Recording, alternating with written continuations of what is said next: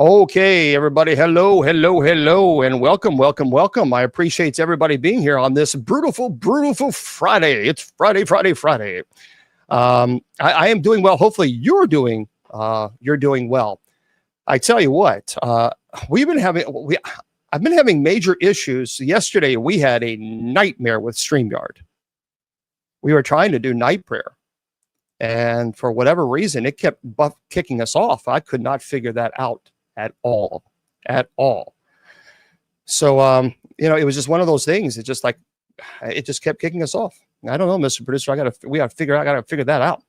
So happy Friday to you. We're going to have a very cool show. Looking forward to it. They're going well. Hopefully you're doing well. Hope everybody's doing well.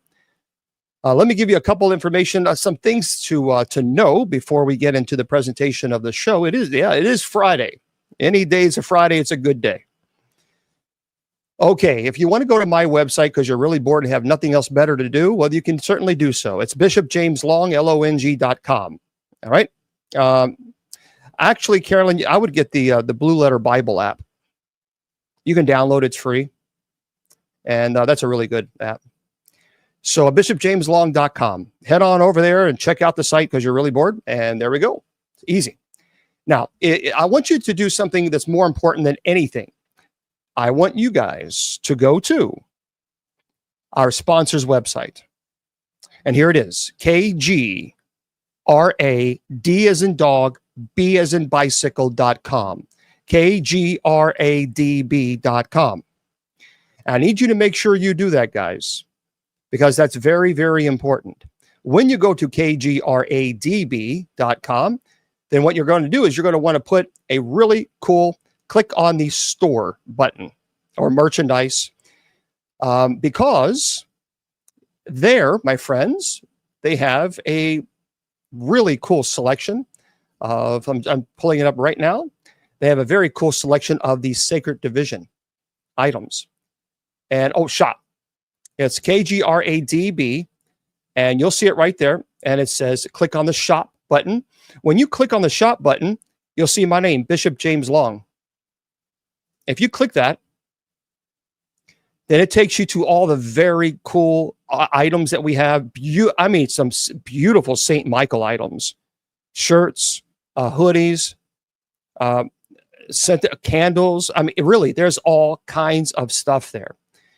It's a lot. There's a lot of really neat items, sayings that I've always talked about that I kind of live my life by. So if you go to KGRAD, D as in dog, B as in bicycle.com, and click on shop. When you click on shop, click on Bishop James Long. Now, I want everybody to know before the trolls start, of course, because they don't think you deserve to earn a penny. Because if I lived in a cardboard box, they say I don't deserve the cardboard box because they're so full of, demons. 100% of the profits, the proceeds that I would normally receive from KGRADB marketing the Sacred Division show, I am donating 100% of those proceeds to an amazing organization that I really absolutely admire and respect. They are an organization that is in Africa. They do have a legitimate orphanage, and I know a lot of us get these. I have an orphanage, send money, and you're like, okay, yeah, right. No, these are legitimate folks. They do have an orphanage, and they are what they do for the children. So seriously, we have to help people. We have to help, and that's what's so important. Now there are some people will say nasty things because they just refuse to actually help anybody else. But we, the people who actually have love in our hearts, we want to help others. And that's what we do. So 100% of the proceeds goes to this organization. And we are very proud as a community to do this. And I am absolutely convinced that, there is, Marie. I tell you what, there are a lot of, if you got to be careful, especially on TikTok. There are people that will steal my name and steal my picture and then tell you that I'm on some African safari and that I need to raise money for this orphanage and all this other stuff.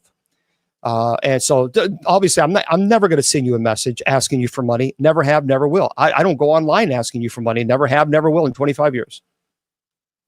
So what you got to do is obviously just simply go to that profile. And if they don't have nearly 800,000 followers, they're not me. It's pretty simple.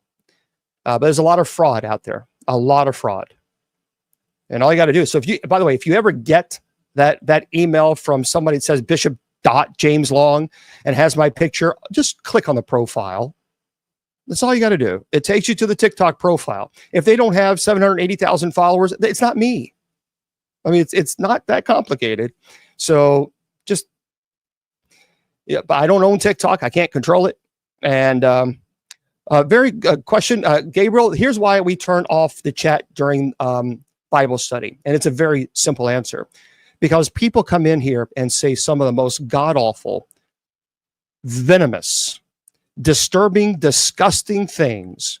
And we don't allow people to come in here into this platform and blaspheme God. We're not going to have it. I'm not going to have it. And so we put sub chat on because I'm not interested in entertaining or enabling people who are so demonically influenced that they're going to come in during Bible study and say blasphemous things, and you expect me to leave the chat open so they can have a platform to do that over my dead body. It'll never happen. Just like I would never appease a demon, I would never appease someone who is demonically influenced under any circumstances, because that is demonic influence. And there is no other. And if you are normalizing abnormal behavior, then the problem is with you, not with me.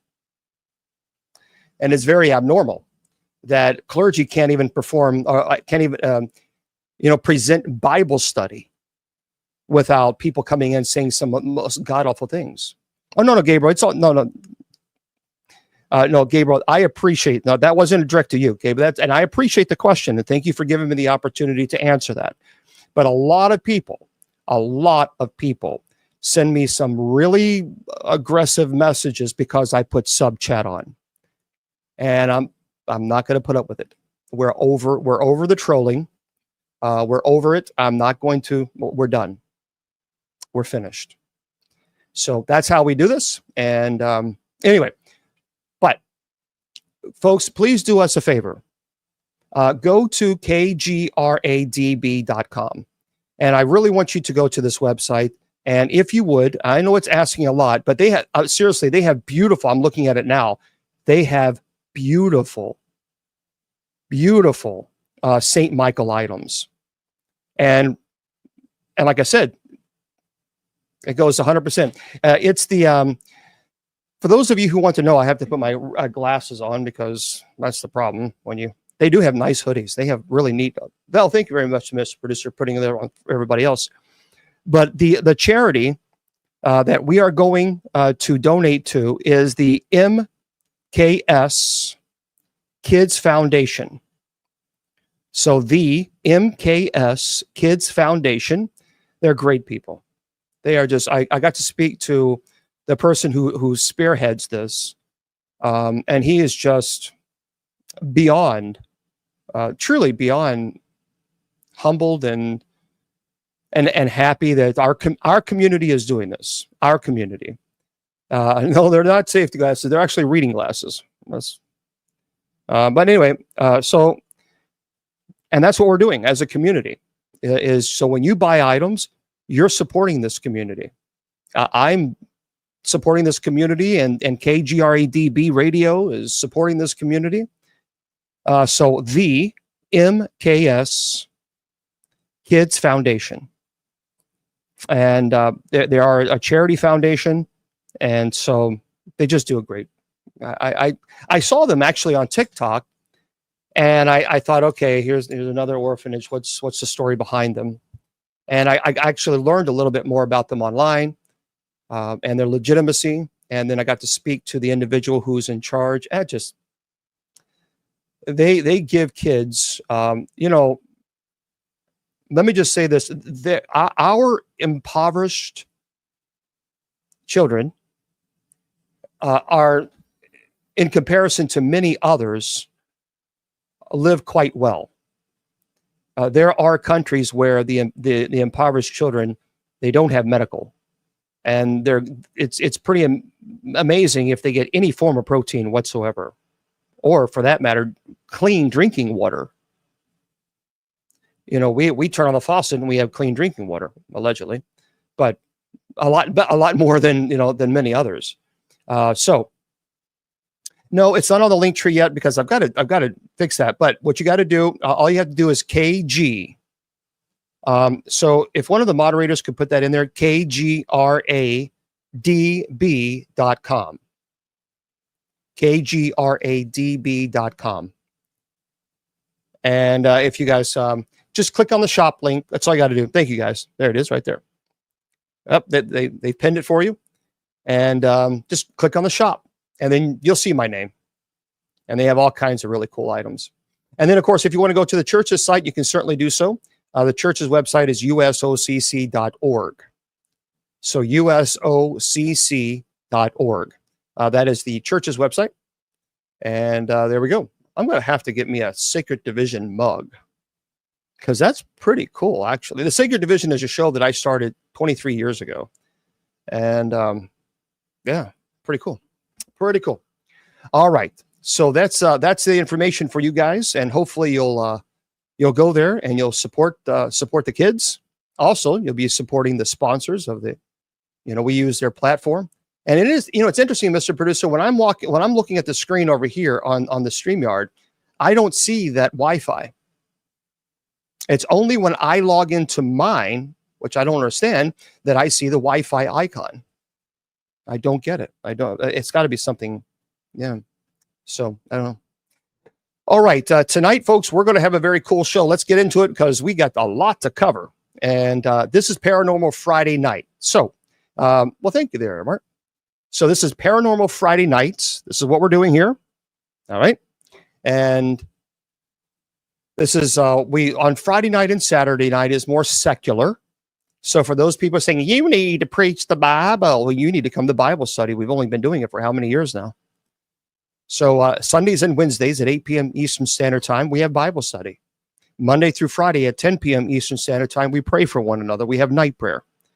2 nights of the week, just 2, is devoted to secular, fun, happy, kind of a thing. And that's what we do. So our Friday nights are tonight. So the topic, I have a presentation that I'm going to do. So for those of you who are new, what we do is I always do a presentation. And I teach about something. And then we go from there. So I'm going to go ahead and do this because I'm getting, goodbye, Charles. Okay. So sub chat is now on TikTok. Too bad. All right. Listen to this. This is very interesting. This topic, a lot of people have no idea that this, in fact, is a true story. And this is the possessed nuns of Loudun. This is actual real story, friends. And when you hear this, you're going to be thinking that this is just a science fiction or a scary novel, that this is fiction. It is not. It is true. So we're going to give you a brief overview, basically, of Loudun, France in the 17th century. Talk a little bit about the town and the whispers of relics, morality, the supernatural, and the Ursuline convent. This is a place of spiritual devotion or perhaps secret horrors. To understand the first part of it, I'm going to talk about the historical setting of this Loudun, France. It was France under the Louis the 13th. There were a lot of religious tensions and even political unrest. Now, the role of the Catholic Church during this time had a lot of power, had a lot of control, and some people would even argue repression.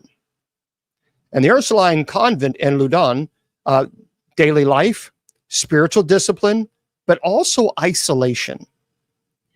So, I mean, they had their daily lives of work and prayer. They had discipline of spirituality, and it was, some people would even say it was very traditional, but they were so isolated from the public. And when you're talking about the socio-political environment, there was suspicion of heresy, witchcraft, and even dissent. So you take all this in consideration when it comes to society. People were being accused of heresy. A lot of people were being accused of witchcraft. And you see the beginning of a dissent of people walking away from the Catholic Church for a variety of reasons. And some of them were 100% legitimate. So that's the first part. Now, the second part that we're going to talk about is we're going to talk about really the core at the horror here. We're going to talk about Sister Jeanne d'Angers, the prioress, and the arrival of Urbain Grandier, the charismatic priest who was actually accused of witchcraft. There was a tremendous tension between the clergy and the nuns and laity. And then we have, we're going to talk about the outbreak of bizarre behaviors. Really bizarre.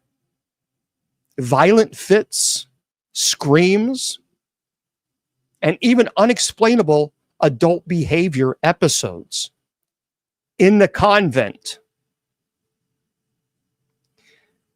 And the third part, we're going to talk about the phenomenon of demonic possession. So we'll talk about how some of them had physical convulsions or speaking in tongues and even levitations. And some would argue that this was divine punishment or demonic infestation in this particular convent. There were eyewitnesses and testimonies to what they saw in this convent. Now, the fourth part we're going to discuss are the accusations and the trial. So there was a massive witch hunt, and there was accusations against this priest. And so therefore, and also we're going to talk about the influence of political revenge and personal vendettas. Well, thank you there, Flynn. And we're going to talk about the trial. Thank you, Zanto. And then the verdict. So that's how we're going to break this down. And then the fifth part, we're going to obviously talk about the impact on how this crazy episode impacted the aftermath, the legacy of the town of Loudun. Thank you, Trish. And even the church's response to the scandal. And by the way, there's been books written about this, theatrical, cinematic adaptations even.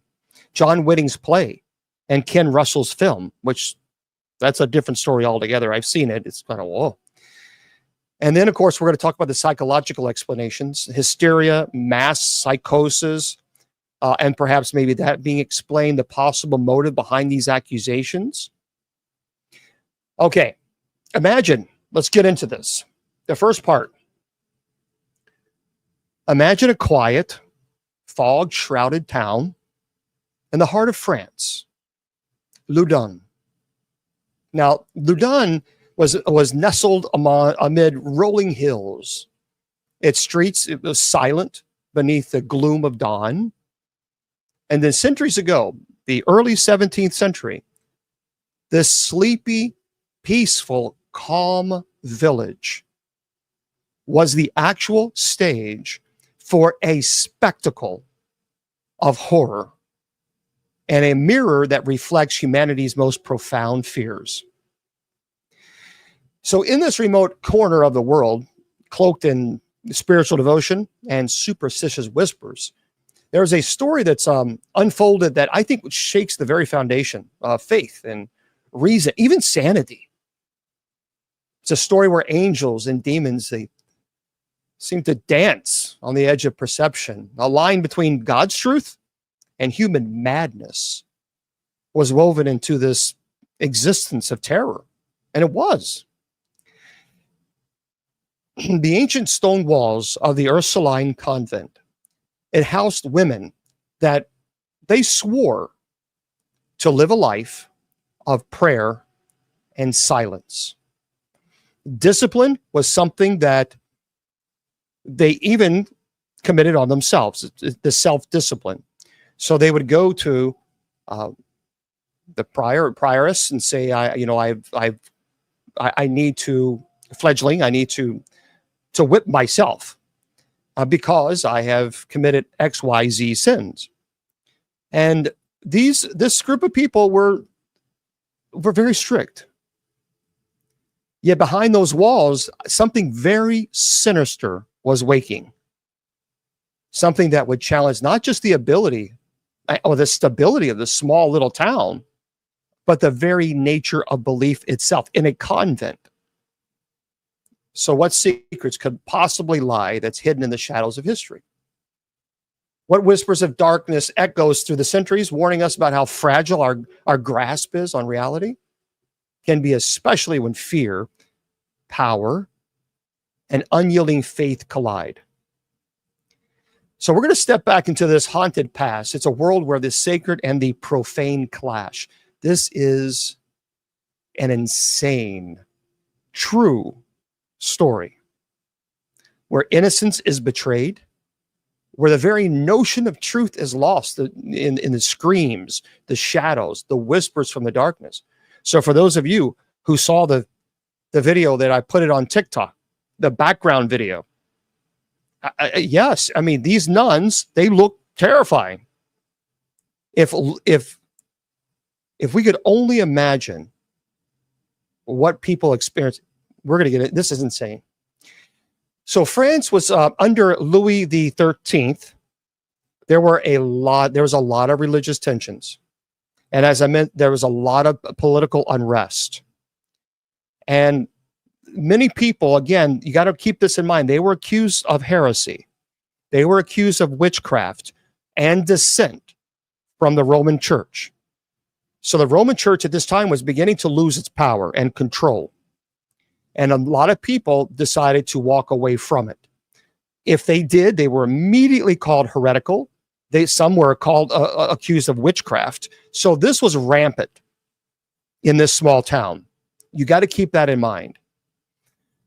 Imagine a remote corner of France, Loudun. It's in the early 17th century. So 1605, 1610. But the year actually is very specific. In 1610 or so, people started getting a little intense with the witchcraft and accusing people of heresy and witchcraft. And the year is 1632 now. So everything led up to this. You've got to keep this in mind. But the echoes of an older and much darker world that still linger. It's a world where the unseen forces of good and evil clashes in the shadows. So in Loudun, the divine and the devil walk a very thin line. The church's power and influence is absolute. You don't question it. Its voice shaping laws. It had morals and the very fabric of daily life. So people live in constant reverence. But beneath this pious facade, whispers of fear and suspicion, it even rippled like hidden currents through the town's cobblestone creeks or in streets out. So the Roman Catholic Church at this time is both a spiritual sanctuary, but it's also an iron fist. It holds sway over kings and commoners alike, was very wealthy. It seals confessions behind heavy velvet curtains and enforces its rules with unwavering authority. You didn't question it. It's different than it is today. So, because remember, at this time, the church had power, had secular power too. So that's meaning that they can accuse you of witchcraft and arrest you. So the church's teachings, they're not just spiritual doctrines. They are the law of the land, and you did not question it. Okay. So within the stone walls of the town, tucked away from the prying eyes, is the Ursuline convent. Now, in the Ursuline convent, there was a place of it was a place of cloistered nuns. They wore white garments. Their lives were completely and totally dedicated solely to prayer and service. It was a haven of silence, devotion. Every breath, every gesture is an act of worship in their minds. And it was also a place of, like I said, extreme isolation. So you didn't go and mingle with the nuns. That didn't happen. That was a time for them to cloister together and pray every single day. There was no, it's so different than it is today. So stringent. But as we all know, silence, as they say, can hide secrets. And in this quiet sanctum, in this very quiet, very holy, sanctified place where silence and prayer, that's it. Strange whispers began to surface. So there were reports of unexplainable noises, like a faint scratching, even a sudden cry of a tortured soul. It began to spread like wildfire. And so some say that these were just mere hysteria, products of an overzealous imagination. Others whisper that darker forces were at work. What was interesting, in nearby towns and villages, stories of demonic possession and witchcraft, they're common. And accusations fly. Families were torn apart during this time, and brave or even desperate individuals undergo exorcisms in which they were not even possessed. But what would happen is the church would claim someone has some type of demonic attachment, and they would say, yes, yes, yes, I do, please, because if they didn't and they would fight with the church, then the church would say, well, you're involved in witchcraft. So they would appeal to the church's kindness to perform these exorcisms. It was just rampant at this time. So into this climate of suspicion and fear comes Urbain Grandier. Now, Urbain Grandier, he was an elegant. He was a very charismatic priest. He was handsome, he was clever, and his reputation is built on charm and wit. So he quickly gains influence over the townspeople and notably over some of the nuns within the convent. He was highly respected, very intelligent. He knew his theology. He was charismatic. People were just naturally drawn to him. When he had his homilies in the church, people were, they said they were stirred with emotion with the Holy Spirit, and some people would cry and some people even clap, which was unheard of at this time. This guy was pretty much almost a rock star, a celebrity status, if you will, within the church. And there were many people that also went to church that found him to be very attractive. Widows were attracted to him. Women were attracted. Men wanted to be him. But Grandier's influence is not welcomed by everyone, because within the church hierarchy, rivalries simmer beneath the surface, because some saw him as a serious threat, a man whose popularity might challenge their authority. So beneath the veneer of piety, thank you there, old grudges and even political motives began to stir. It's amazing to me that there was nothing, I read as much as I could on this priest. This priest said nothing at all that would make anybody think that he was under demonic influence. Thank you, Susan. That he was possessed. There was nothing. He just began to develop quite a following. And soon the tranquility of Loudun is shattered. Thank you, Starla. For those of you who have no idea what I have friends that are offering gifts on TikTok, and I thank them for that, so thank you. So now this priest shows up, and the hierarchy of the church are feeling a little threatened by him because he's becoming quite popular. Some, because of their own personal issues, have a problem with him. And now this tranquility of Loudun is just shattered. The nuns, quiet, modest women, sworn to chastity. So they were sworn to celibacy. They began to behave in ways that terrify and bewilder the townspeople. Out of nowhere. Thank you there. Thank you, Heather. Out of nowhere. These nuns that were always respected, always quiet, always prayerful, began to behave really strangely. And that didn't happen until this priest showed up. It didn't happen until the upper power that be within the church began to express their concern. See, this is what now you're understanding. Remember, this is a priest. But when you have people that have real power and they begin to express concern, you begin to express concern. Because you can't speak out against the power. Because if you did, then you were bewitched. See, that's what we're dealing with here.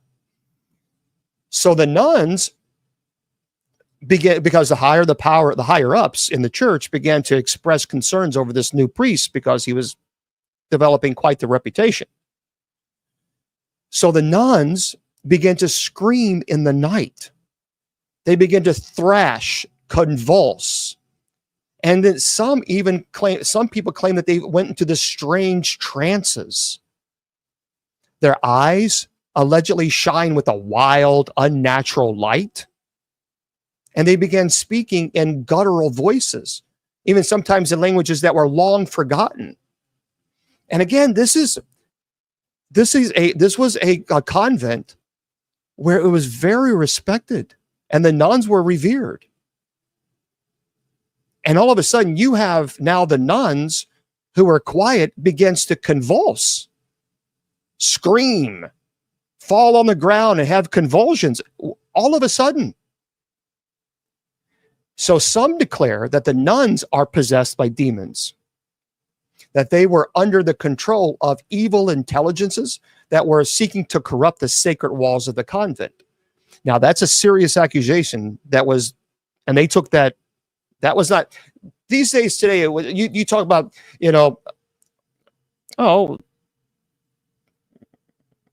poor Susan. Why was Susan, Susan, I got you, Susan. Yeah, you got to be careful. Even if you're a subscriber, if you are mean, you're going to be muted. Okay. So anyway, back to the story. So others then whisper that these are signs, warnings from heaven, like punishments for mortal sins or the work of the devil himself. So I have no idea. So what happened, hold on to your questions, Rebecca, in just 1 second. Let me get this lecture and then I'll open the questions just for you guys, and then I'll open it up for everybody later on. So some began to say, no, this is not demon possessed. This is God punishing. This is a warning for mortal sins. Says this is what's going to happen to you if you have all these mortal sins. So the church then responds immediately with exorcisms. So that was obviously right. There were rites performed to purge these spirits from the bodies of the possessed. Keep in mind, the church declared that these nuns were possessed. Now that's different than what's called a deliverance. A deliverance is when a demonic has attached itself to a person and you have what's called demonic attachment. So you pray a prayer of deliverance, a removal of that demonic. That is different than saying that person is now possessed.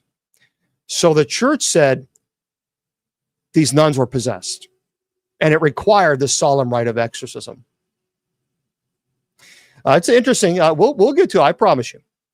So the rites were performed to purge these spirits from the bodies of the possessed, the nuns. Unfortunately, each exorcism, they only deepen the mystery.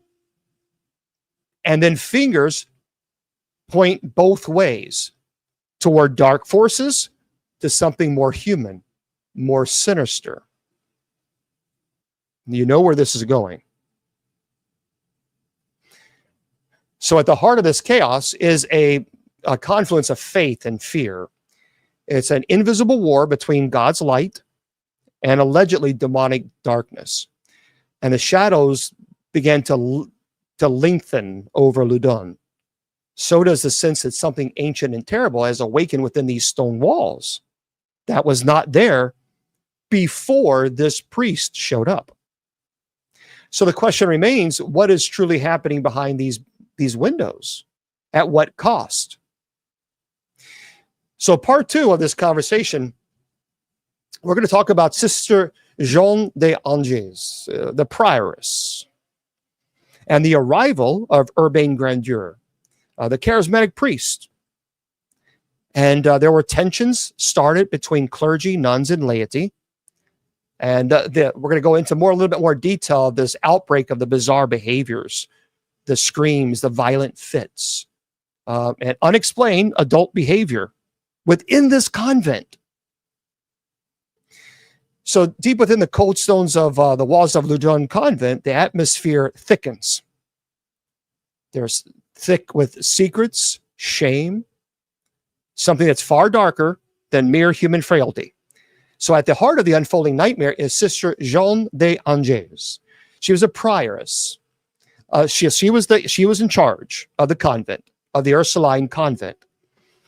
See, to her sacred charge is to uphold the virtues of faith, to shepherd her flock, the sisters of her nuns, through prayers and penance. But behind her calm facade, there was a storm that was brewing. So Jeanne is a woman of fervor. So again, she was the prioress. She was in charge of the convent.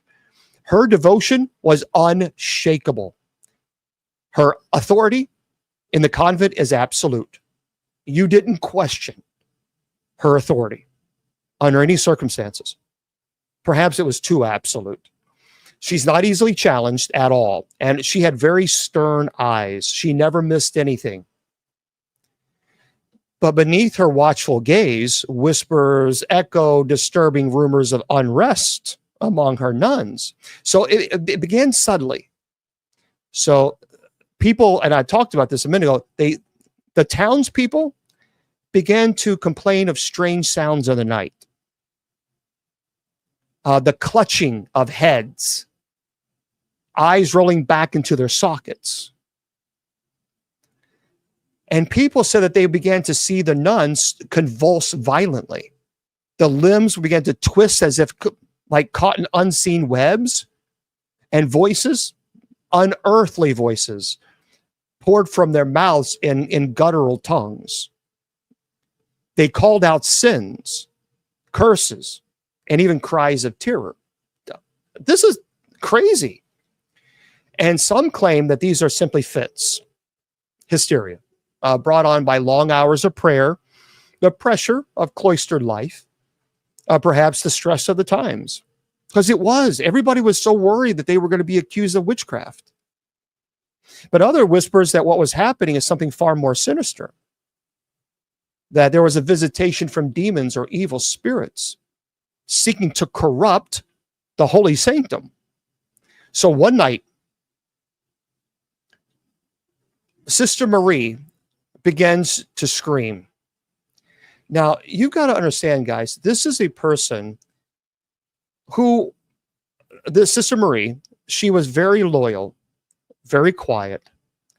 She begins to scream. A very high, piercing cry that echoed throughout the halls. The townspeople could hear it. Her body arches, her face contorted in agony, her eyes fluttered open, white, all white. And then she speaks, not in her voice, but in a deep guttural tone that the nuns said made their blood in their veins run cold. I mean, it was terrifying, they said.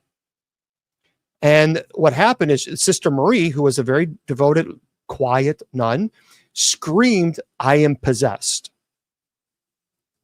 And she said, "The darkness has taken over me. The demons are here."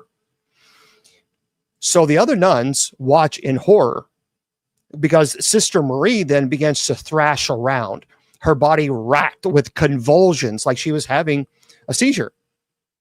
But she began to foam at the mouth. And then her arms and her legs were flailing wildly. Her voice changes. They said less her own, more chorus of shrieks, and they described it as chorus. So they would multiple pitches at the same time. So it's more of a chorus of shrieks and growls that seem to emanate from the depths of hell itself. Here's the problem. Sister Marie began to do this, but she's not alone. Because now Sister Anne, another very quiet, devout woman, never ever had any issues before, never showed any signs of instability or emotional, nothing. She begins to behave the same way. Her limbs began to jerk uncontrollably. Her face, the nun said her face just darkened, contorted with earthly rage, unearthly rage. Contortion in someone who's possessed is very normal. That happens quite often. The body contorts in a way that's very unnatural, but so does the face. It looks serpentine. It just contorts very unnaturally. So she begins to do this. And then a voice after voice rises from her, crying out in the name of the devil, an unholy chorus that terrifies all who witness it. And for those of you just tuning in, we're talking about the insane, terrible story, the real, true historical, the history of the possessed nuns of Loudun. That's in France. And this was well documented, by the way. So this was not just some, people pretending to write a novel. No, this actually happened. And so, yeah, again, Sister Anne and Sister Marie were both very devout in their faith. So in these dreadful moments, the line between human frailty and supernatural possession blurs. Some of the nuns, witnesses, they see divine punishment. Some say it's a test of faith, a form of divine purification. Thank you. Remember, these were very devout nuns. But others said, no, this was something more terrifying, a true demonic invasion, aiming to corrupt the holy order from within.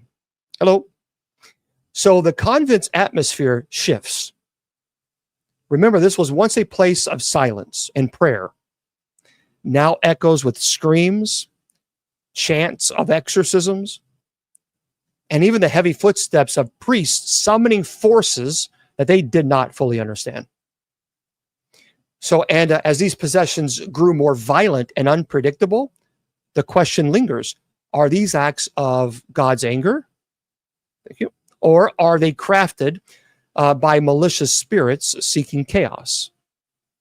The nuns, the prioress, are they victims of some dark power beyond their control? Or are the seeds of corruption already taken really deep root within their souls? Now, I want to talk about the phenomenon of demonic possession.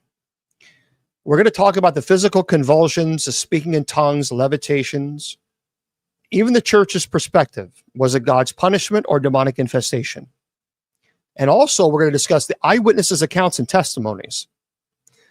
Now, so as the nights lengthened in Loudun, so did the terror within the convent walls. The whispers of evil grew louder in this small town, and the phenomenon unfolding before the eyes of witnesses haunted their very souls. The first signs often appeared as, again, subtle tremors. And that's how they would describe it. That these nuns, before they would go into these possessed stage, if it's transient possession, they would begin to have a tremor. That does occur. Now, we have many, many years since the 1620s till now to understand possession a bit more. And many times when you begin praying, the person is not under the stage of possession. There's called transient possession and perfect possession. Transient possession is when the demonic will enter the body and leave at will, but the person remains under the stage of oppression, where the demonic is constantly attacking them to keep their will and intellect at a very limited, low level, so they can't fight back. So many times when you perform an exorcism on someone who has under transient possession, that person is not under the stage of possession. So an exorcist will do things to force the entity to manifest. One of the signs, is the tremors. And when I read this in the case file, that immediately stuck out to me. So they would have subtle, in their documentation, they would describe it as subtle tremors, and then sharp spasms in their limbs, almost like a knee or your leg would jerk, something like this. And the eyes began to staring unblinkingly, like into a void, almost like it's some type of issue that the person is having. That absolutely could have been a neurological condition. But with the other symptoms they were having, we have some things going on here. So they don't go into like this trance where they wouldn't blink. And soon these signs spiral into unthinkable acts, actions that challenge every understanding of nature and God's grace. So Sister Marie, as we talked about, she was a very gentle, composed, suddenly erupted into screams, her body arching backward with a force that seemed inhuman according to the reports. Her limbs stiffened, jerked uncontrollably, and her mouth opened wide. No sound came out. Only guttural growls, like some beast that was struggling to feed. And her body convulsed with violent spasms, thrashing against the wooden furniture and the stone walls. Her eyes were very wide with terror. And they said also it glowed with an unnatural light. And her voice, when it finally emerged, was not her own. But when she would scream in her voice, I am possessed by the darkness, the evil that lurks beyond the veil of heaven. But it was not her. And then Sister Anne slipped into a terrifying trance, her face contorted as if fighting an invisible grip, her body twisted very unnaturally, spasming in ways that no human anatomy should permit. And when she spoke, her voice was very deep.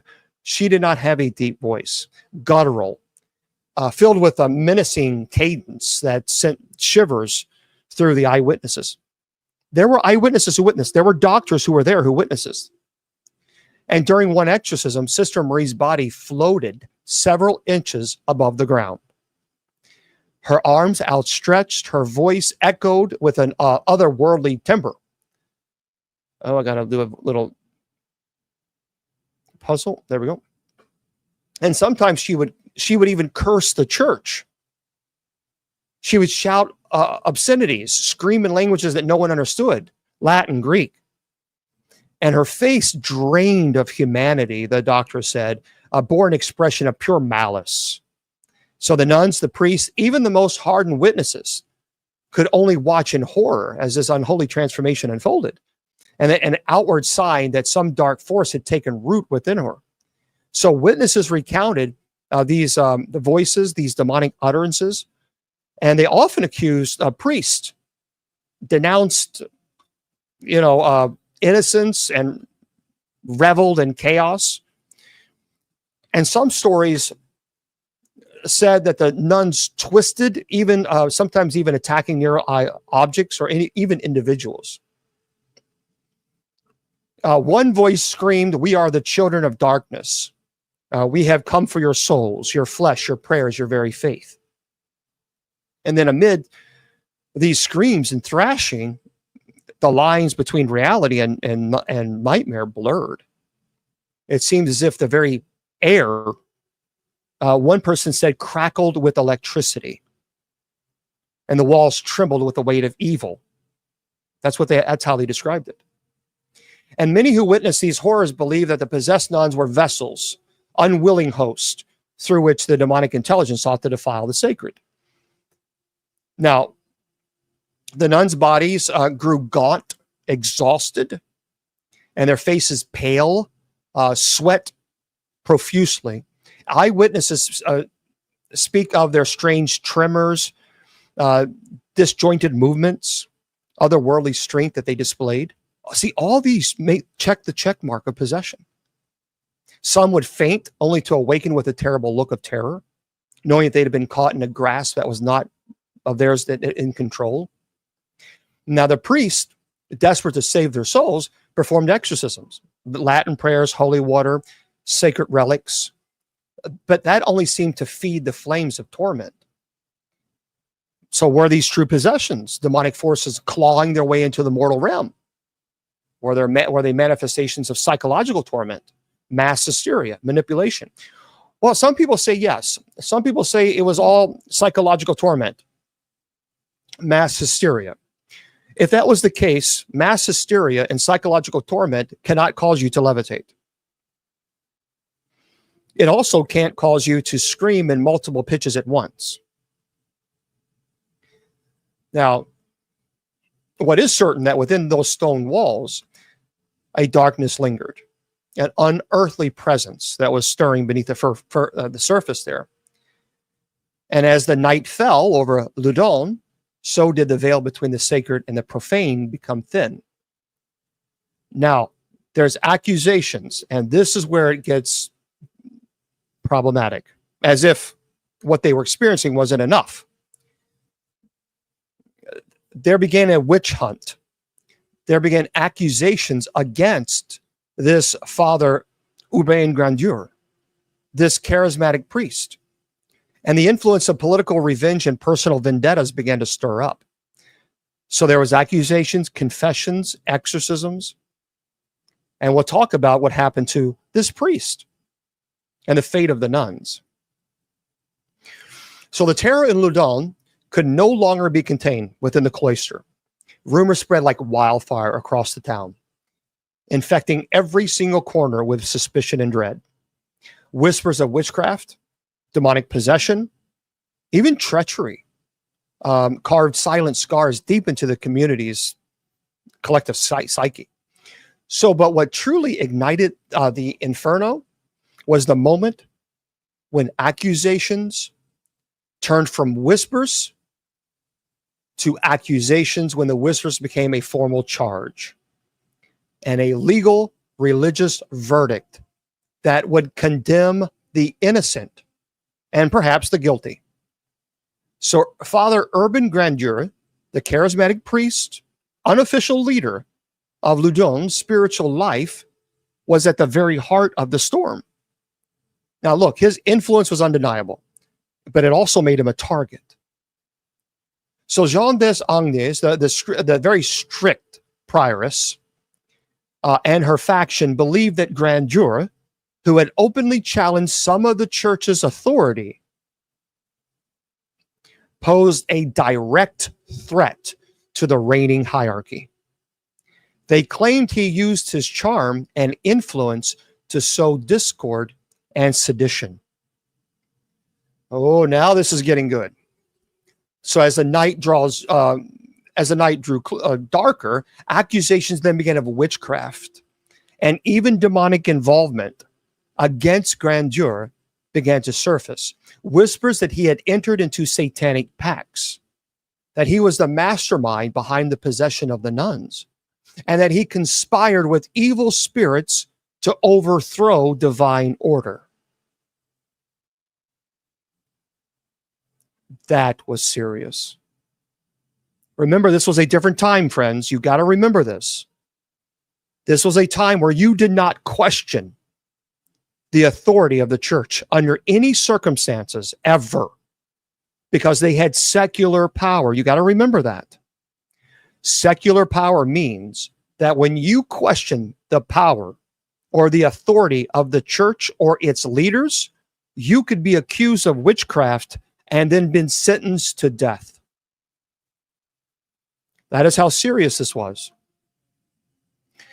So the townspeople, already rattled by the bizarre and violent episodes, they grew increasingly convinced. The faintest sign, an unkind word, a heated glance became evidence of guilt. That was it. The line between reality and hysteria blurred, and hysteria clung like an oppressive fog. So soon, the time for judgment arrived. This is insane. The grand courthouse in Loudun became a chamber of chaos.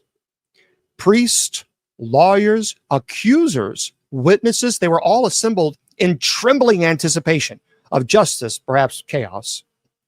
This was in 1635 or so. So Grandier, standing defiantly before them, faced accusations that sounded almost surreal. He was charged with sorcery. He was officially charged with sorcery, with consorting with demons, and with the terrible crime of inflaming the possessed nuns to acts of violence, because he questioned some of the hierarchy of the church. So testimonies poured in. For those of you, there was a lot of waste. There was a lot of things that the church was doing at this time that Father Grandier didn't like. And he was very charismatic, and he was very critical of some of those things. And he was right in his criticism. So testimonies began to pour in, some from the very nuns themselves, whose words trembled with fear and even madness. They screamed, "He bewitched us," they claimed. "He's the master of demons, the corrupter of our souls." Other witnesses claimed to have seen Grandier performing secret rites and casting spells, or whispering to the spirits of the darkness. So the courtroom echoed with stories of seizures and shouts, of ink-blotted confessions, and of accusations that painted Father Grandier as the very embodiment of evil. And the courtroom became a madhouse, an arena where reason and chaos took over. So throughout the trial, confessions, both coerced and voluntarily given, poured forth. Many claim to have seen Grandier's familiar spirits, as they called it, small demons or swarms of insects flying around him, whispering dark secrets. Imagine this. You're outside and you're walking on a path, and people saw insects flying around this man, and that was enough to claim him of being demonically influenced. The court listened to the horrific tales of ritualistic rites in secret chambers, of the casting of curses, pacts made in the shadows, all alleged that Grandier did. Some witnesses recount how the possessed nuns, under the influence of these alleged spells, had attacked themselves and others, and their bodies racked with supernatural strength and demonic forces. But yet, as these tales spiraled into hysteria, just as quickly doubts arose. Some skeptics believed that passion was a collective delusion, mass psychosis fueled by fear and jealousy, the desire for revenge. So, after many hours and days of testimony, the court rendered its verdict. Father Urbain Grandier was found guilty, though the reasons were shrouded in uncertainty, and he was sentenced to death. He was to be unalived by the sword, his life to be taken to purge the evil they believed grudgingly resided within him. Imagine this, a priest, highly respected at first, questioned the authority of the church, those bishops and other people that were in power, that were abusing their power, and he had some legitimate issues. And because of that, so on the day of his unaliving, a large crowd gathered, and they were staring in silence. in anticipation of what they called divine justice.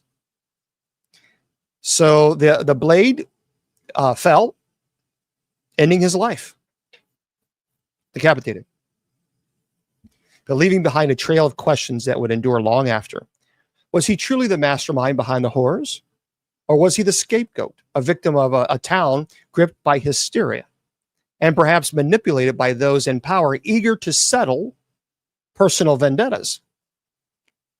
The trial, by the way, marked the tragic climax of a society that was consumed by fear of the devil, divine punishment, the chaos that lurks beneath the veneer of civility, or what they called civility. And so amidst public executions that fractured lives, the story of Loudun's possessed nuns, their misguided hunt for evil, became a cautionary tale, an eerie reminder of how easily fear can turn justice into chaos and trust into treachery.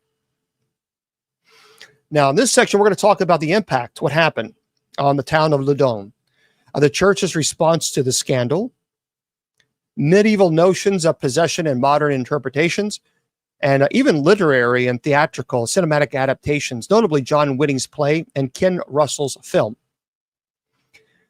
So the echoes of Loudun's dark chapter did not fade. Believe it or not, imagine that. It didn't fade with the dying of Father Grandier's execution. No, the shadows cast long and deep, touching every corner of the town, reaching far beyond into the depths of history and even the human soul. The convent, after Father Grandier passed away, or was unalived, the convent was silent. But the memories of screams, possessed nuns, unholy voices lingered like a toxic fog that refused to leave. The town was forever scarred by the horror that had unfolded within those ancient stone walls. Now, many survivors carried the weight of shame and guilt, haunted by their role in condemning an innocent man. Or perhaps, maybe he wasn't innocent. Maybe he was making a pact with the devil, or by the fear that their own faith that betrayed them. So the scandal rippled through the entire region, shaking the very foundation of belief. Clergy and lay people alike questioned what they witnessed. Was it God's punishment? Was it demonic possession? Mass hysteria fueled by petty jealousies, the power struggles? So in the aftermath, the church's stance was a bit ambivalent. Think about that for a moment. One of their clergy was unalived. Ambivalent. Some leaders doubled down on their doctrines, framing the affair as a divine warning. Others whispered doubts, concealed behind their clerical robes, wary of the chaos that they had fueled. But you would never speak out against it. So families who once trusted the church found themselves torn, some believing in God's justice, others suspecting manipulation, conspiracy. And the town of Loudun was forever marked by the scars of that terrible, terrible story. So the decades turned into centuries. The story refused to fade into obscurity. And the haunting tale of the possessed nuns of the tragic downfall of Urbain Grandier became a potent symbol, enduring exploration of faith, madness, and human hysteria. It inspired writers, artists who sought to grapple with these dark themes.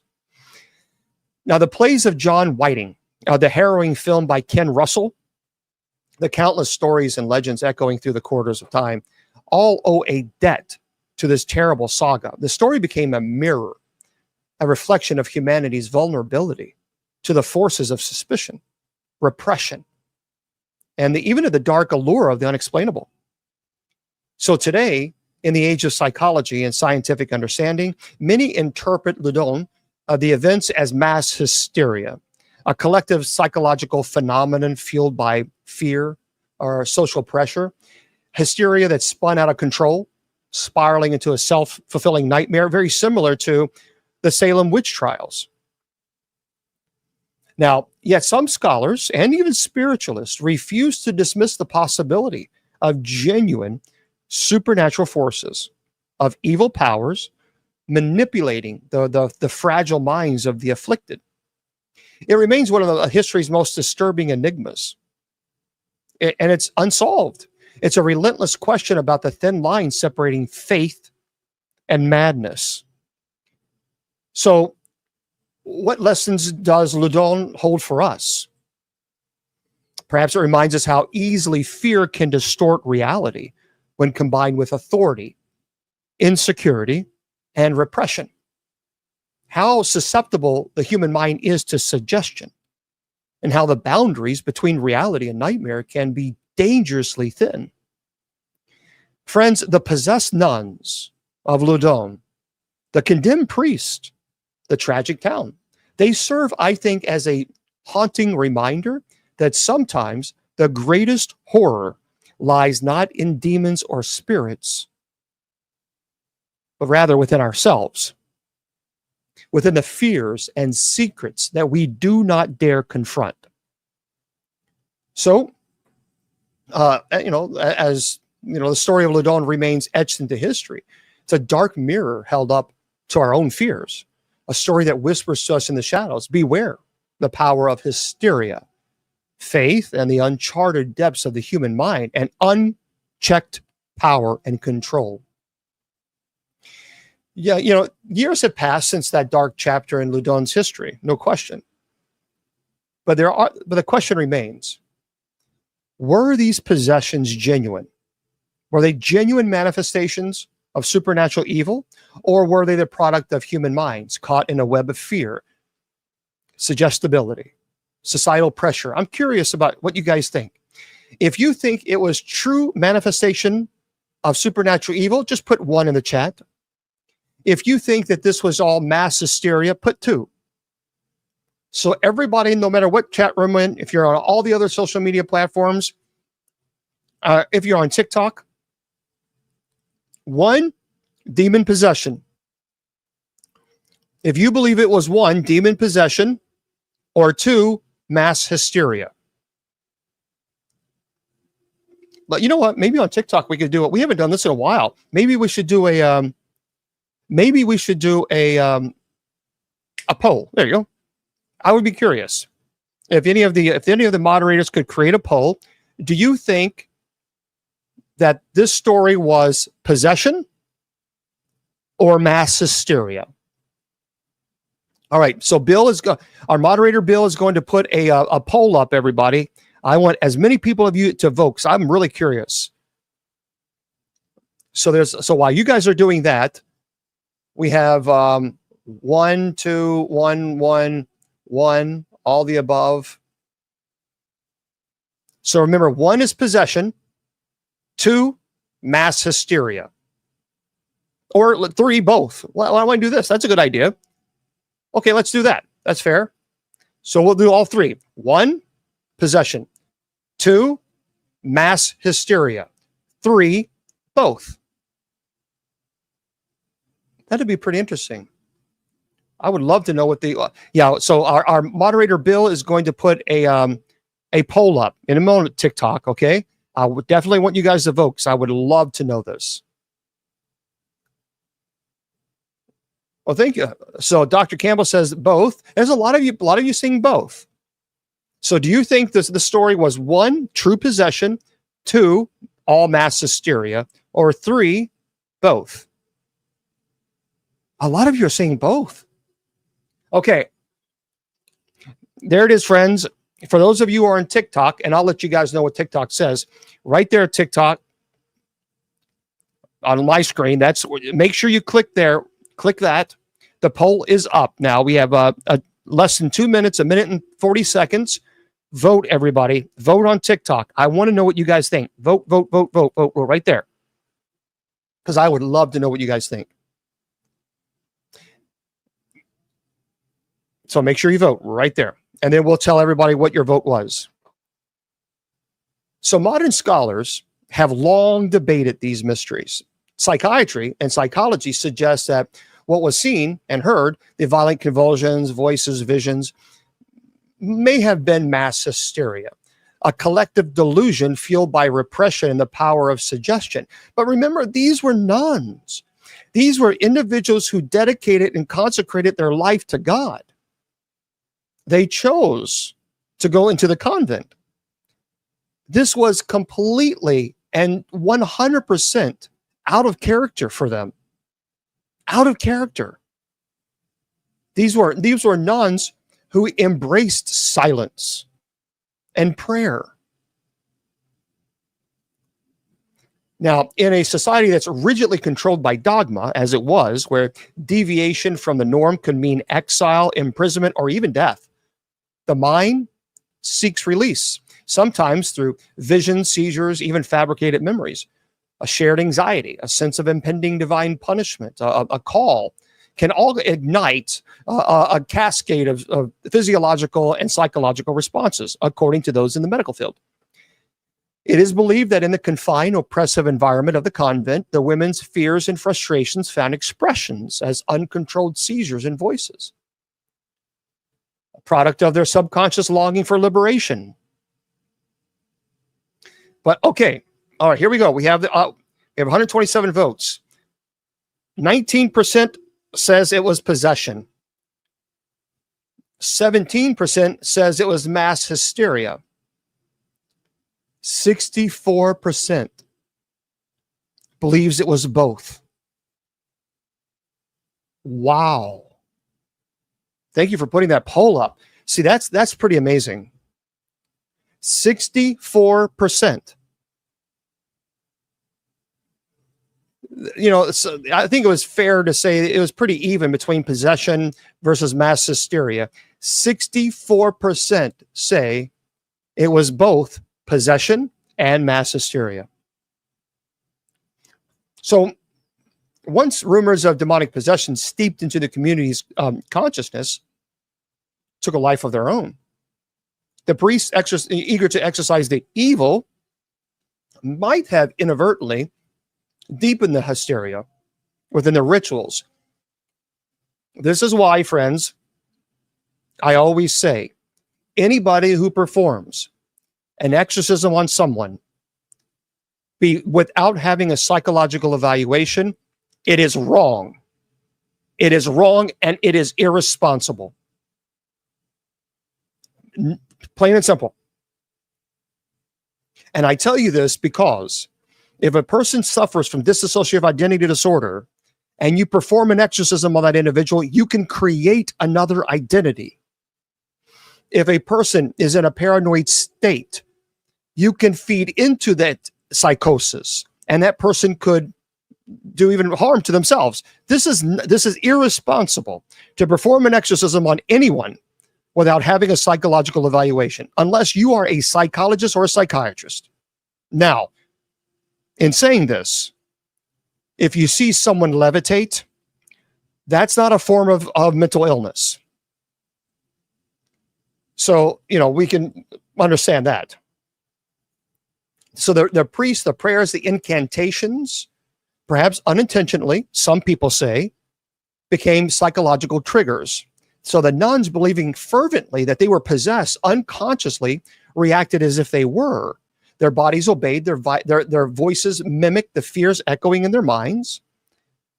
Now, and beneath, by the way, but lurking beneath the surface, some suggest even darker motives. Was this mass hysteria exploited? Did individuals in power manipulate events for personal gain? Revenge against Father Grandier or others who challenged their authority. See, remember, historically, the accusations against Grandier or of witchcraft may have been as much about settling old scores, about uncovering truths. Jealousies, political ambitions, personal vendettas simmered beneath the surface, waiting to erupt at the right moment. The priests and administrators, eager to maintain control, could have manipulated the narrative, stoking fears, encouraging accusations, orchestrating the spectacle that condemned an innocent man. The possessed nuns became pawns, that some people say, in a larger game. Yet beneath These explanations lie even darker possibilities. Some believe these events reveal a collective subconscious, a society battling its own fears and repressions. The women's physical and emotional outbursts, their screams, unearthly states, could have been manifestations of deep-seated guilt, shame, or an unarticulated craving for expression. In a society where female agency was suppressed, where obedience and mandated and questions silenced, the convent became a cauldron of unspoken rage and despair. The possession could have been a desperate cry for freedom, a rebellion against their prison of silence. I don't necessarily agree to that. But what of the supernatural? Could these phenomena truly have been demonic manifestations, signs of unearthly evil reaching into our world? Or are they relics, remnants of an ancient human instinct, fear, guilt, suggestion, disguised as spiritual battlegrounds? Perhaps the truth is somewhere in between. A tempest of psychology, societal manipulation, genuine belief, perfect storm that blurred the lines between reality and nightmare.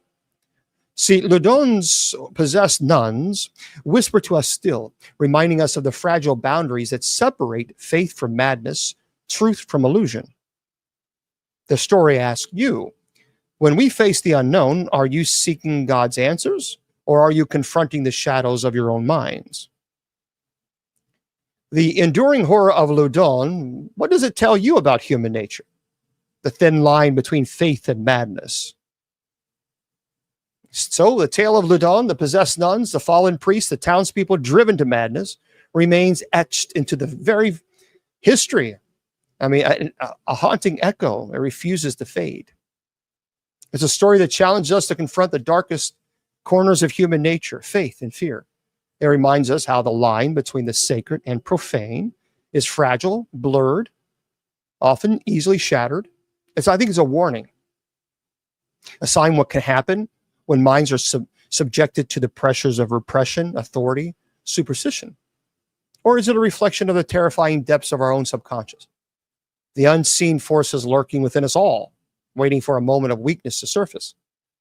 Perhaps the true horror isn't merely the possession or the unaliving of the priests or even the hysteria.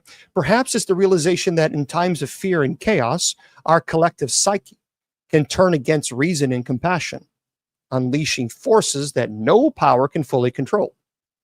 The possessed nuns, with their screams and visions, serves as mirrors, reflecting a society caught between faith and madness, between God and the demons we fear within ourselves.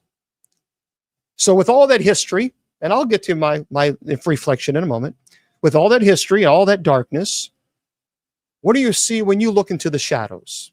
Do you see evil? Do you see yourself? Our fears, secrets, uncontrollable impulses? Are we too susceptible to the whispers of hysteria, to the pull of fear that can turn truth into fiction?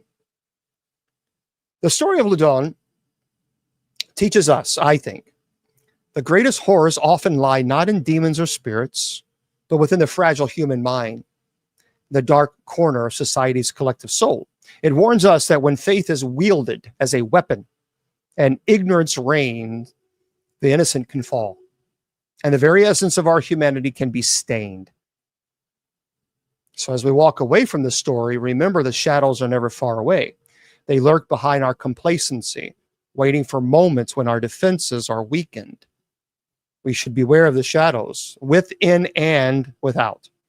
Because in the end, the true story of Loudun is not only what happened there, but what can happen anywhere, whenever fear and suspicion take hold of the human heart. And that, my friends, is our presentation of the possessed nuns of Loudun. Now, I believe, based on what I saw in the reports and everything that was reported, I believe it was mass hysteria. I do not believe that this was possession. primarily because one question that I want you to ask yourself: who were these witnesses? Who were these doctors? If the higher ups of the church said this is what's happening, you didn't question it. The doctor that allegedly witnessed this event was Roman Catholic. The witnesses were all Roman Catholic. And therefore, they knew that there was an accusation against this priest. And they knew that if, in fact, they spoke out against, that they too could be a defense, an accused. I don't think there was levitation. I think that the witnesses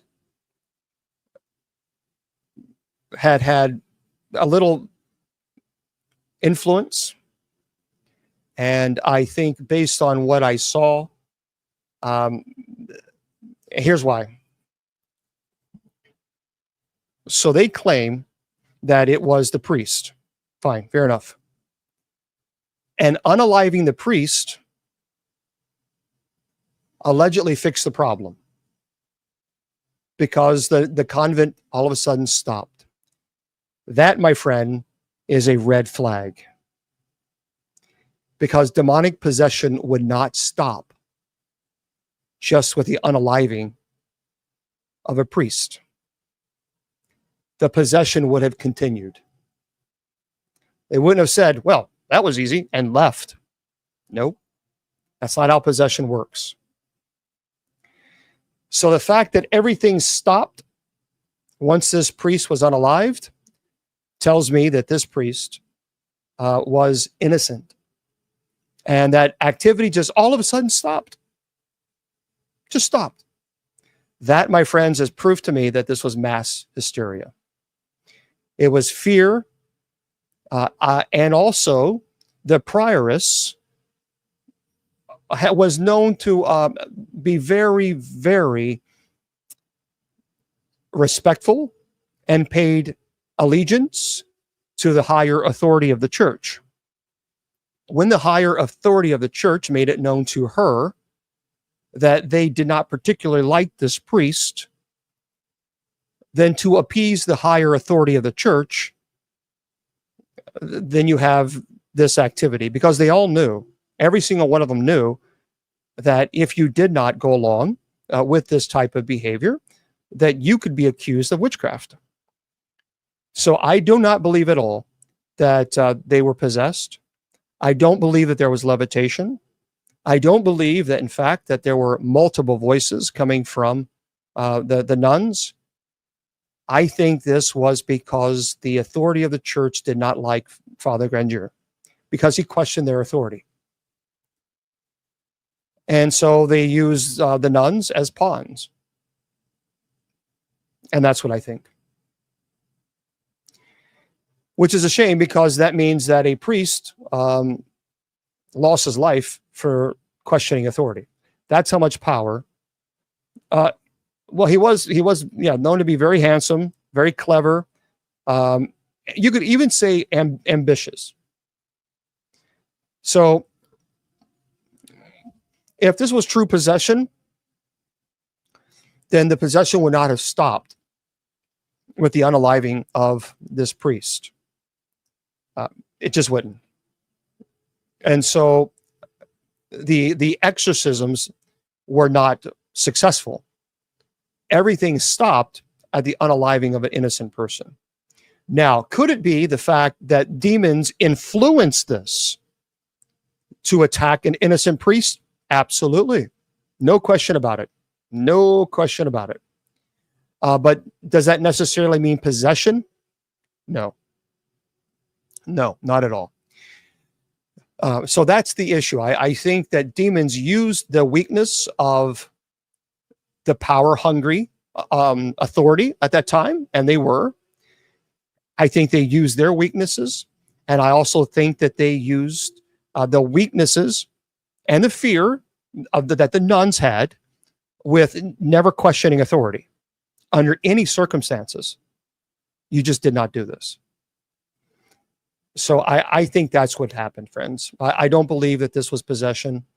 And I believe that an innocent man was unalived because he questioned authority. And he was gaining quite a reputation. It's a sad story. To me, I think it's terrible. But it is a setup. I think it was. I think it was 100% was a setup of the higher ups. And so, but that's what happens when you have to understand that's what happens when you have the church that had secular power. You can never have that. Never happen that. Never. You can never have that again. Because when the church has secular power, that means you can be accused of witchcraft. Completely innocent. And yet you would never be able to defend yourself. Never. Because the church had the sole authority. So it's not, no, there's no book on, there's not a book. I'm gonna let everybody chat on TikTok. We'll see how long that'll last. Be nice. If it's not, I'm putting sub chat on right back on. So if you want to look this up a little bit more, it is the Possessed Nuns of Loudun. And you can go online and you can look up, there are books written on this. But there are books that are written on this particular case. You're very welcome. The Possessed Nuns of Loudun. Loudun. Loudun. Okay, see, a lot of people get angry with why would God allow that to happen? Friends, you know the answer already. We have free will.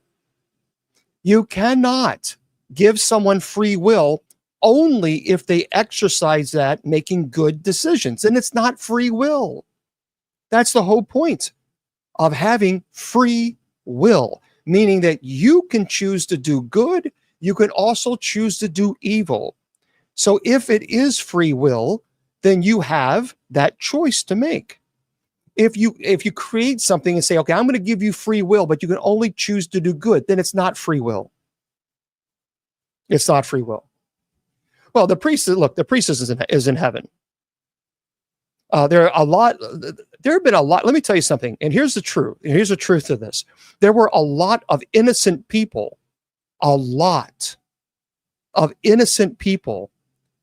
during the Salem witch trials and this whole, witch hunt. There were a lot of people accused of practicing witchcraft that were 100% innocent. And the church took their money. The church took their property because they had secular power. So there were a lot of innocent people who lost their lives, who lost everything because of this mass hysteria of witchcraft and being accused of witchcraft. So that's the problem, folks. So that's the big issue here. But we will be responsible for the actions that we do here on earth. So therefore, while you do have free will, yes, we do, exercise it with intelligence. Because if you don't, that's a problem. Okay. All right. No, Josh. The Ursuline convent of Loudun is no longer. It was demolished. Actually, so for those of you who know, after the events, it was demolished. The convent was demolished, and so yeah, it's no longer there. Yeah, it's pretty terrible. It's a terrible story, and what makes it even more frightening, friends, is that it's a true story that this priest lost his life for power, greed, and thank you very much, Mark. Thank you for being here, everybody. Okay, now I want to remind everybody, we still have 20 minutes, but I want to remind everybody that tomorrow we have the Sacred Division Weekend Edition. Weekend Edition at 8 p.m. Eastern Standard Time. Mr. Producer, we're gonna have to figure out why it is that when we run the show on Friday night, I do not see the Wi-Fi on this screen. We're gonna have to. I don't know why. I don't ever see the Wi-Fi when we do a Friday night show. I don't ever see the Wi-Fi icon on the screen here. But every time I run it, it always shows Wi-Fi. My Wi-Fi is turned off, so it's got to be in my Google or my Chrome settings. It's got to be, and I don't know what I got to do to turn it off. But every time it shows Wi-Fi, I sent you that video. I don't know why it does that. So, DM saying, anyone else find the urge to watch scary movies on Friday nights after watching this? Yeah, that is correct. IER, George. Okay, so tomorrow we're going to be here. We're not done. So, well, I don't know, Mark. That's a problem on Mr. Producer. He's behind the scenes. It's not showing it, and I'm hooked up directly to the Wi-Fi here. So or to the modem, I should say. Okay, listen to this. Now, so we'll be here tomorrow at 8 p.m. Eastern Standard Time, where we are going to have the Sacred Division Weekend Edition. Weekend Edition.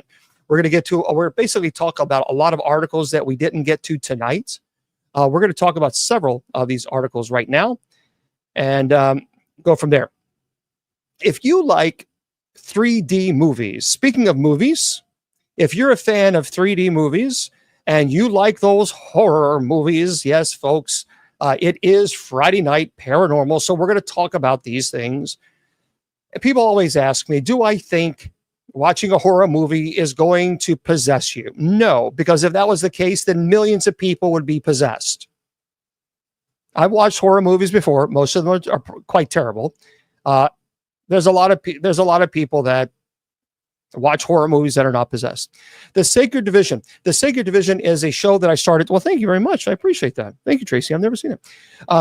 The Sacred Division is the paranormal show that I started 23 years ago when online radio was in its infancy. The Sacred Division between the good and the evil. And that's where I came up with the name. And so I've done the paranormal show now for 23 years. Now, so let's talk about this. This is by Eduardo Oriedo.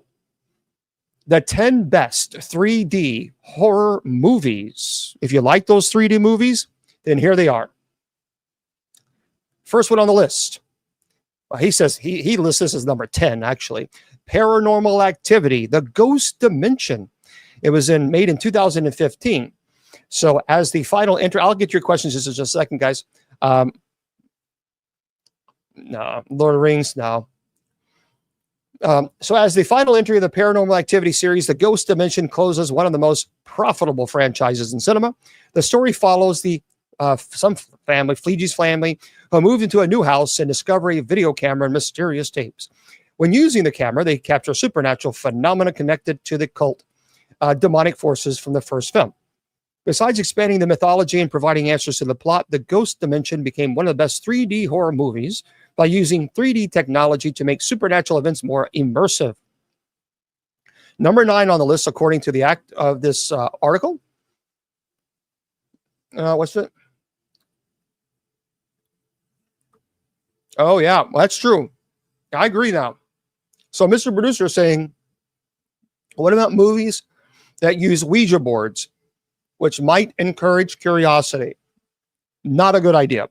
I am a very strong opponent of Ouija boards, have been for years. I've taught against Ouija boards for 23 years, will always speak against Ouija boards. They are evil.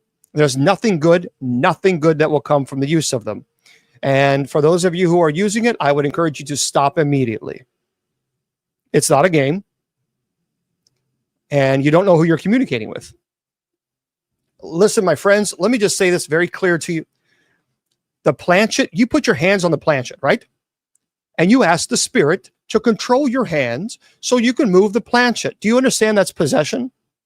Possession. So no, I would never play with a Ouija board, ever. So, Mr. Producer, let me know about this. What you think about? Is there a help me if you can help me figure out if there is a something on Google Chrome that I need to click on. I'm sure it is because it keeps showing Wi-Fi when I log into it. The next movie, number 9, is Piranha 3D, 2010. It is Piranha 3D is a horror film and with comedic elements.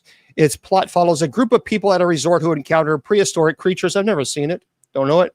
Filled with bizarre moments of gore, stands out with its use of 3D. So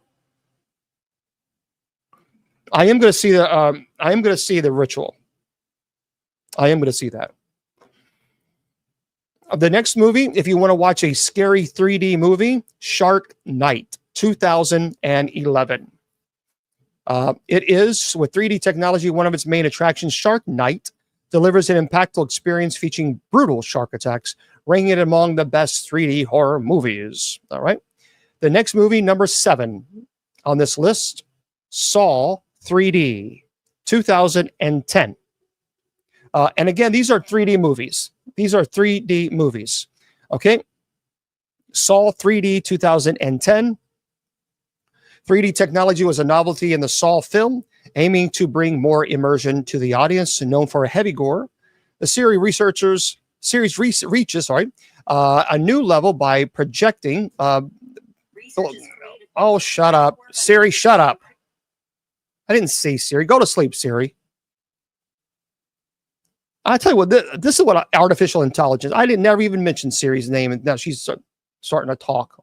Be quiet, little heifer. Anyway, before I was rudely interrupted by AI. The next one is 6, The Final Destination. Yeah, go to sleep.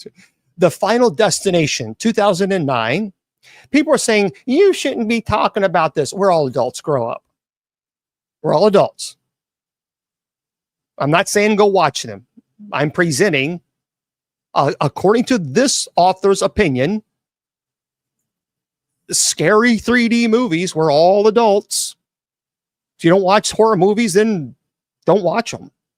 Anyway, following the format of earlier installments, The Final Destination centers on Nick O'Bannon and his friends who avoid a deadly accident. All right. Number 5, Horror in the High Desert, 2021. Horror in the High Desert is an independent horror film that focuses on the mysterious disappearance of Gary Hinge. Okay. I don't know most of these movies.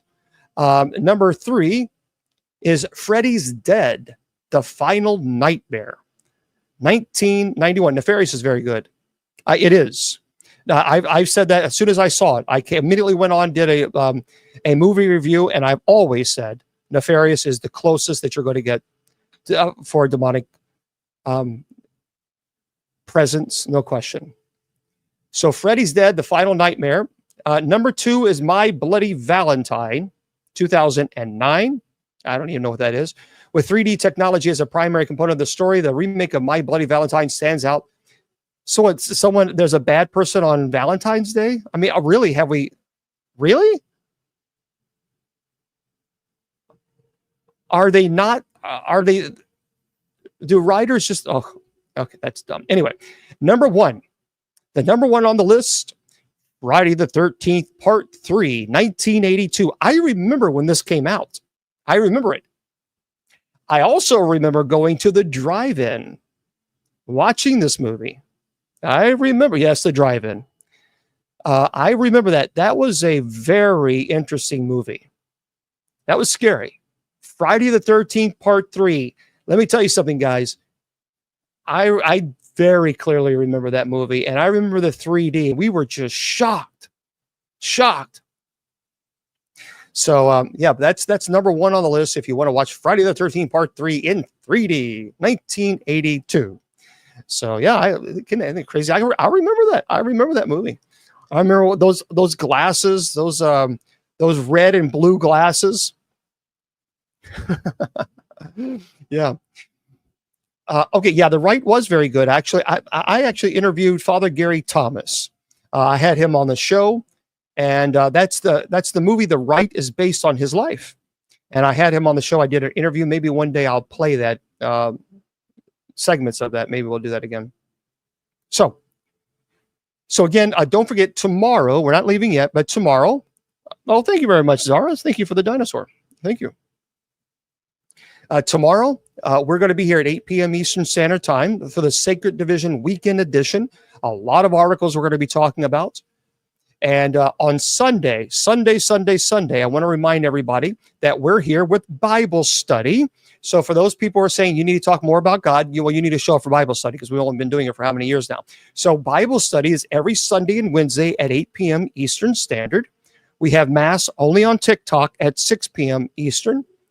And then Monday through Friday at 10 p.m. Eastern, we have night prayer. So 5 days a week, that's it. We dedicate it 100%. Okay.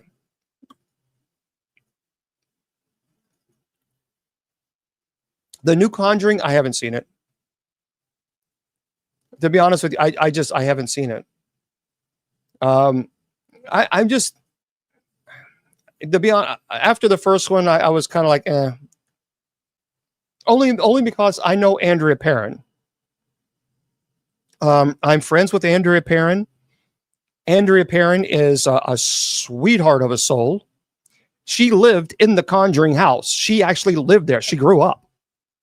So if you actually, if you want to know the true story of the Conjuring, then buy her books. There are 3 books. House of Darkness, House of Light. You can go on Amazon. And I would encourage you to purchase them. Because if you really want to learn from a person who was there, well, she grew up there. She remembers everything. I did. Yeah, we had her on. As a matter of fact, she's on next. She's on KGRADB radio, and she has a show right here at 9 p.m. Eastern Standard Time. So she's kgradb.com. Now, by the way, I want to say this again because we have a lot of people who just came in.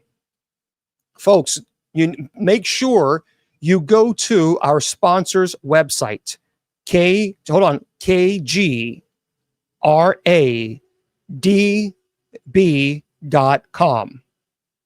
kgradb.com. Make sure you do that. Click on the shop link. You'll see my name.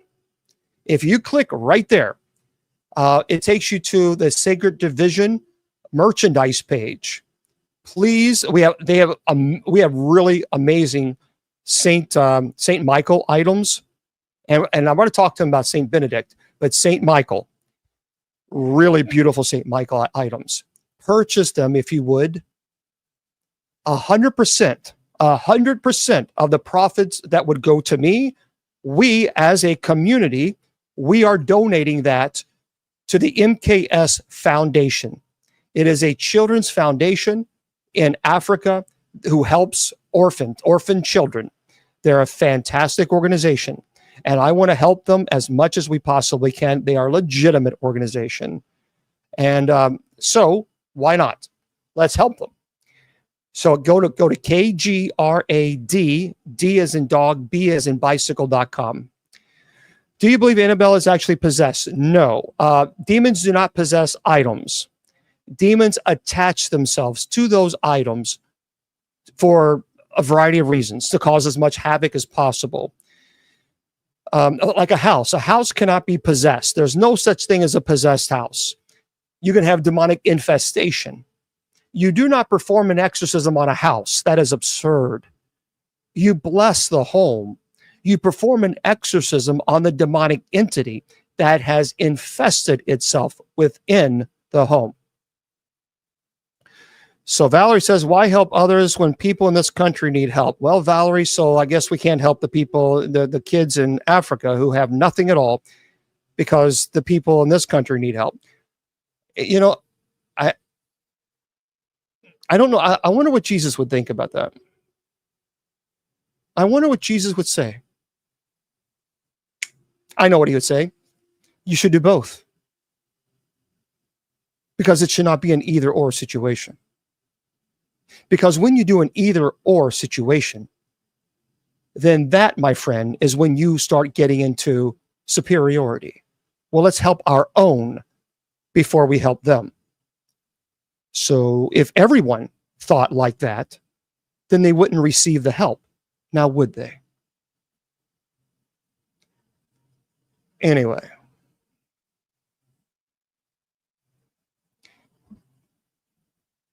Before I was rudely interrupted. Ridiculous. Okay. Yeah, we should help both. How about that? I think that's what Jesus would probably say. Yeah, thanks for muting her. I don't want to talk to her anymore. Okay. What's your questions? Yeah, we'll do a couple questions before we close out shop here. All right, Elizabeth, you have an important question. You said you've had an important question a couple times. Okay, great. Andrea is doing better. She's doing well. She is. Mr. Producer says she's a fighter and will beat cancer. Amen. Amen. Thank you, B. Thank you. What do you think of the stories of the Exorcist and the casting experience strange vision? What do you think of the stories of the Exorcist? Of what we talking about? No, I don't believe we're in Matrix. No. Any suggestion about seeing Annabelle? I'm going to see Annabelle in October.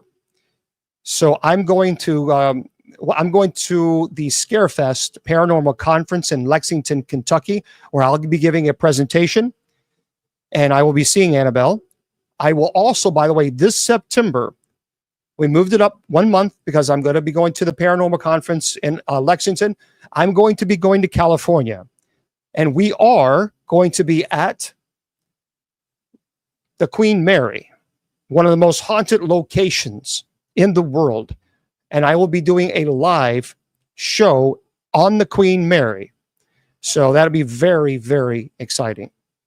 So so do you believe that when they wiped Jesus' faith that it came back into material? Yes, you're talking about Veronica's veil, Elizabeth. Do you believe that when they wiped Jesus' faith that it became immaterial? You're talking about Veronica's veil. And yes, I do believe in Veronica's veil. I also believe in the Shroud of Turin, without question. Okay, yeah, Andrea is live from 9 to 11 p.m. Eastern Standard Time tonight. Okay, got it. So there we are. And you can watch them on KGRADB YouTube, or Tube to the U. Whoops. Okay. So yeah. All right. Now, friends, I'm going to remind you, don't forget, that's going to be in September, John. I don't have a specific date yet, but I am. Oh, thank you very much, Sarla. Thank you. So for those of you who are listening to this on podcast, I say good night to you guys. Okay, I'm going to remind everybody that tonight at 10 p.m. Eastern Standard Time, we do have night prayer. So I hope that you can join us. We would love for you to be there. I am going to upload this right now for everybody on the podcast. By the way, don't forget 8 p.m. Eastern Standard Time tonight. I'm sorry, tomorrow. But for those of you who are listening to the show and watching the show on KGRADB radio and all the other social media program besides our friends on TikTok, remember I tell you all, your value does not decrease based on a troll's inability or refusal to see your worth. You're priceless. Don't let any troll tell you or convince you otherwise. And remember, never accept criticism from someone that you would not go to for advice. So you wouldn't go to these trolls for advice, would you? So why in the heck are you accepting their criticism? Don't. Hopefully we'll see you guys next week.